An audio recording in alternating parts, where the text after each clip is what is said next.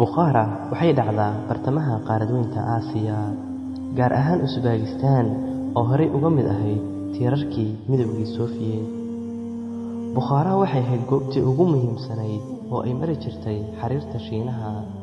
Waxa kale oo ay ku sumadsan tahay Bukhara inay soo saartay culimadii ugu waaweynaa Islaamka, waxaana ugu caansanaa imaamkii loogu magacdaray magaaladan Abu Muhammad bin Ismaaciil al-Bukhari.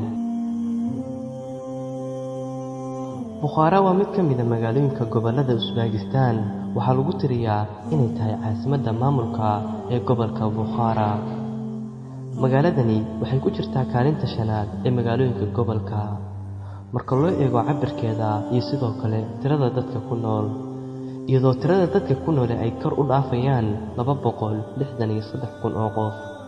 laakiin tirada dadkeeda mar ayay kor u dhaafiyeen 700,000. nasiib darase, Genghis Khan waxaa lagu qiyaasaa dadku ku dilay Bukhara 700,000 oo muslimiin ah.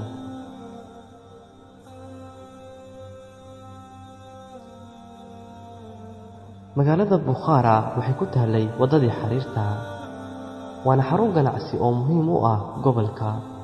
marka lagu daro inay tahay mid ka mid ah xarumaha ugu muhiimsan ee daraasadaha cilmiga diinta iyo dhaqanka. heerka badda waxaa lagu qiyaasaa inay ka sareyso Bukhara 220 mitir.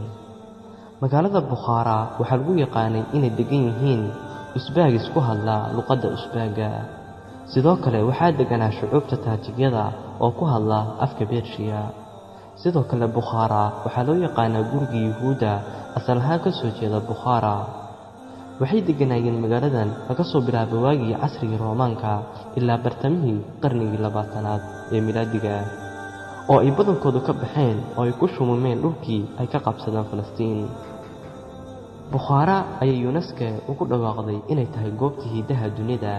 magaalada Bukhara waxay caan ku tahay astaamo taariikhi ah maadaama la xusay inay ka kooban tahay taalo dhismeedyo caan ah oo aad u fara badan, kuwaasoo tiradoodu gaarayso ilaa 140 iyo ka badan.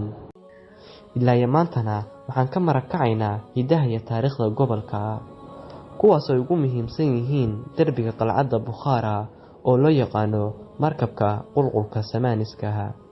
masaajid loo yaqaano Namaskah ayaa la dhisay qarnigii 6aad ee Hijriyada.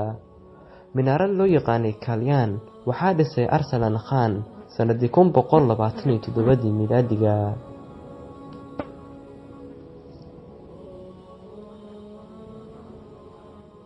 waxaa qarnigii 13aad Bukhara soo gaaray duulaankii Mongolia, xilligaas oo ay ku hoos jirtay xukunkii Jalaaluddin ibn Muhammad Shah. kadib duulaankii Maquulka ama Mongolianiska, Bukhara waxay la ciirisay meydadka faraha badan ee gaarayay 700,000 iyo burburka dhismayaasheedii taariikhiga ahaa. intii ka hartay shacabkii reer Bukhara waxay tafaha u xayteen wanaajinta kuwii laayay, iyagoo ku guuleystay inay islaamiyaan awlaadii Genghis Khan. kadib Bukhara waxaa dib u dhisay farcankii Genghis Khan.